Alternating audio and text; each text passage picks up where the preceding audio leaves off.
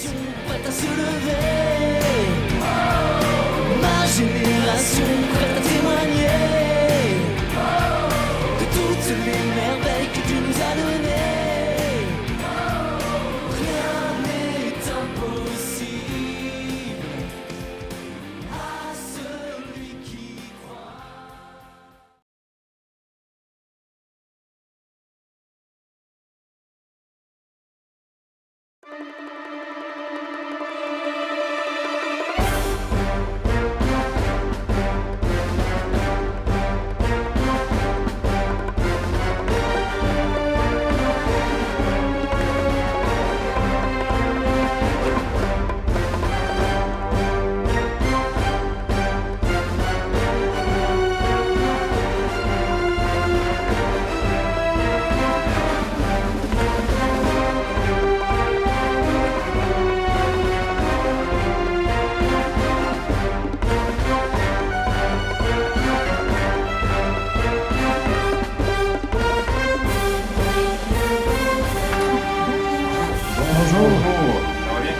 Bien vous-même. Absolument, ça va très bien. Bien, Mario Côté.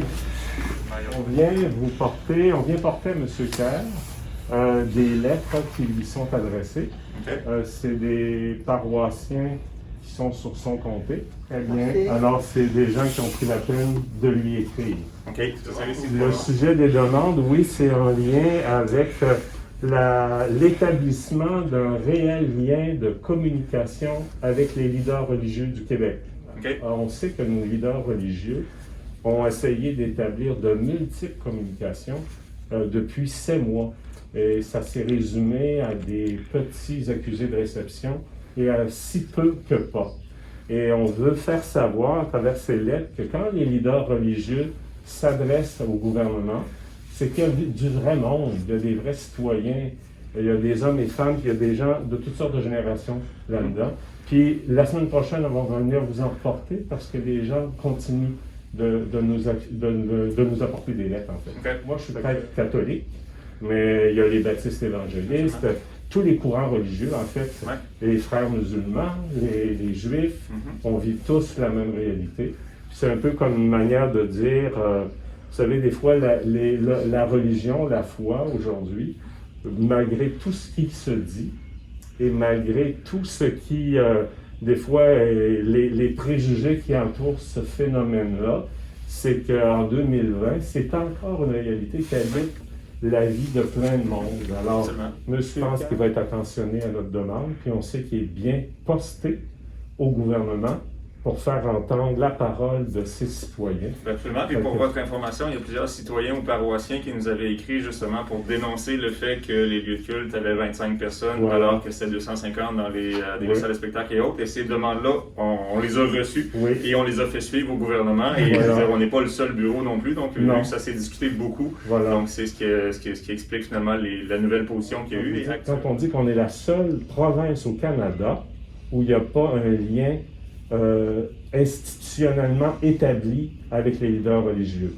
Il faut que ça change et il faut que ça évolue. C'est beaucoup le sens de notre demande. Alors là, on se réjouit des pas faits, c'est extraordinaire, mais l'autre pas à faire, c'est qu'on sort de cette dynamique. Une tendance laïciste pure et dure, c'est la religion confinée dans votre privé, on ne veut rien entendre, on ne veut rien savoir.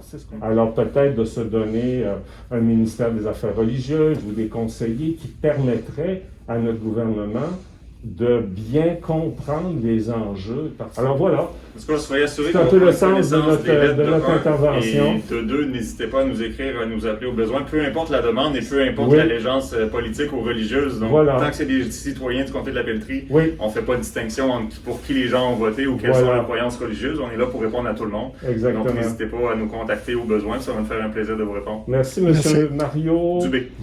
Très bien. Merci beaucoup.